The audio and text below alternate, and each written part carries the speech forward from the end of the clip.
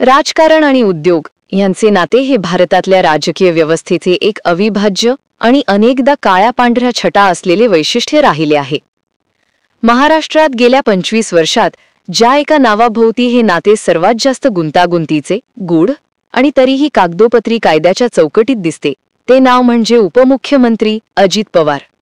1999-2000 पासून ते आज तागायत नोव्हेंबर 2025 अजित पवार यांच्या नावाशी थेट किंवा परोक्षपणे जोडले गेलेल्या कंपन्या, ट्रस्ट, सहकारी संस्था, साखर कारखाने, ऊर्जा प्रकल्प, रिअल इस्टेट डील्स आणि सरकारी कंत्राटांचे जे प्रचंड जाळे उभे राहिले आहे, त्याची व्याप्ती, खोली आणि गुंतागुंत इतकी प्रचंड आहे की त्याला एकट्या माणसाचे व्यवसाय साम्राज्य म्हणणेही कमी पडेल।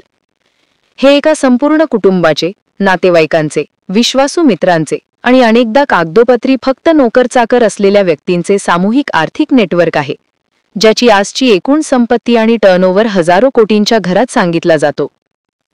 सुरुवात करूया अगदी मुळापासून। 1999 मध्ये अजित पवार पहिल्यांदा महाराष्ट्राचे जलसंपदा मंत्री झाले।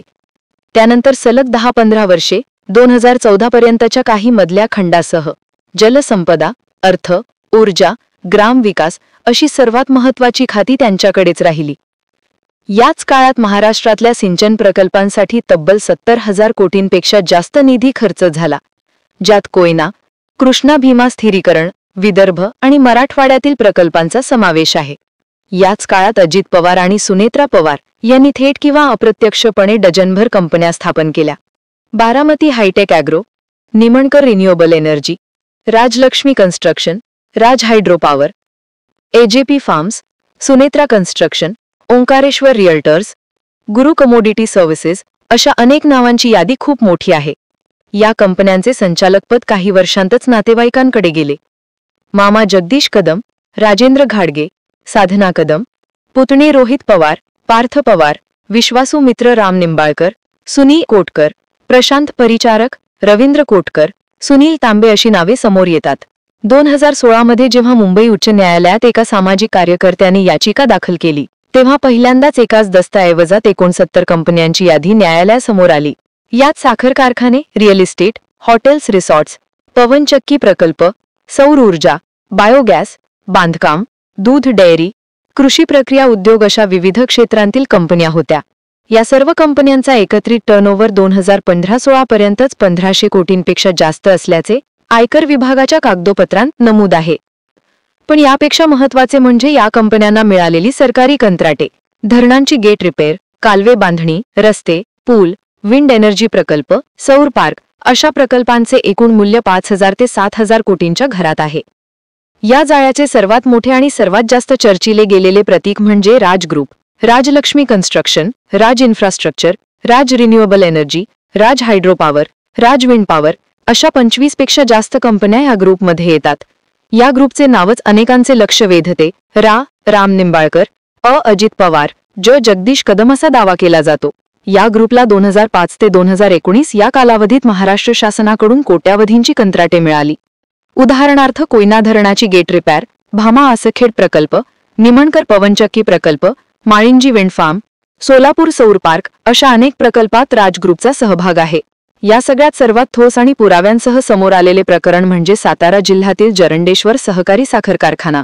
हा कारखाना 2009-10 मध्ये 160 कोटींच्या कर्जबोजामुळे महाराष्ट्र राज्य सहकारी बँकेकडे गेला।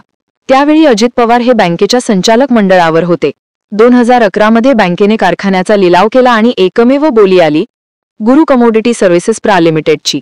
ही कंपनी जयपूरहून मुंबईत 2011 मध्येच स्थलांतरित झाली होती। तिचे संचालक सुनील कोटकर आणि रवींद्र कोटकर हे दोघेही अजित पवार यांचे विश्वासू मानले जातात। पण सर्वात महत्त्वाचे म्हणजे लिलावाच्या अगदी 20-25 दिवस आधी म्हणजे ऑक्टोबर 2011 मध्ये ओंकारेश्वर रिअल्टर्स प्रा लिमिटेड, जिचे संचालक जगदीश कदम आणि सुनील कोटकर यांनी गुरु कमोडिटीच्या खात्यात 44 कोटी रुपये जमा केले। हे पैसे कुठून आले, त्यांचा स्रोत काय, हे आजही स्पष्ट नाही। नंतर 2014 मध्ये हा कारखाना रोहित पवार यांच्या बडदास्त साखर कारखान्याशी विलीन झाला आणि आज तो बारामती ॲग्रो लीचा भाग आहे, ज्याचे वार्षिक टर्नओव्हर 2000 कोटींपेक्षा जास्त आहे। याशिवाय आणखी काही प्रकरणे आहेत। बारामती हायटेक ॲग्रो, सुनेत्रा पवार आणि रोहित पवार यांची कंपनी, जी दूध, साखर, इथेनॉल आणि बायोगॅस असे अनेक व्यवसाय करते। परिचारक शुगर अलाइड, प्रशांत परिचारक आणि पवार कुटुंबियांचा सहकारी साखर कारखाना, माणिंजी विंड फार्म, राज ग्रुप आणि सुजय विक्रमसिंह बाबत यांची भागीदारी, पुणे आणि बालामती परिसरातील अनेक रिसॉर्ट्स, फार्म हाऊस जमिनी ज्या ट्रस्ट किंवा नातेवाईकांच्या नावावर आहेत. 2019 मध्ये ईडीने अजित पवार यांच्यावरील 1000 कोटींच्या सिंचन घोटाळ्याचा क्लोजर रिपोर्ट दाखल केला. पण त्याच वेळी जरंडेश्वर आणि इतर प्रकरणात नव्याने चौकशी सुरू केली. 2023 आणि 2024 मध्ये पुन्हा ईडी आणि आयकर विभागाने बारामती, पुणे, मुंबई, सातारा, सोलापूर येथे 50 पेक्षा जास्त ठिकाणी छापे टाकले.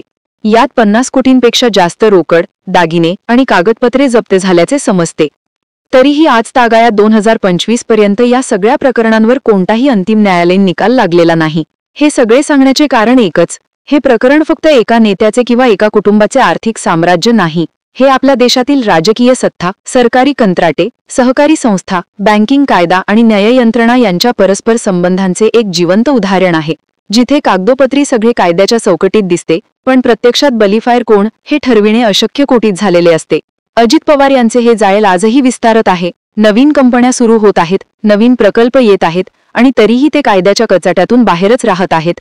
हीच या कथेची सर्वात मोठी शोकांतिका आणि भारतीय लोकशाहीसाठी एक मोठे आव्हान आहे.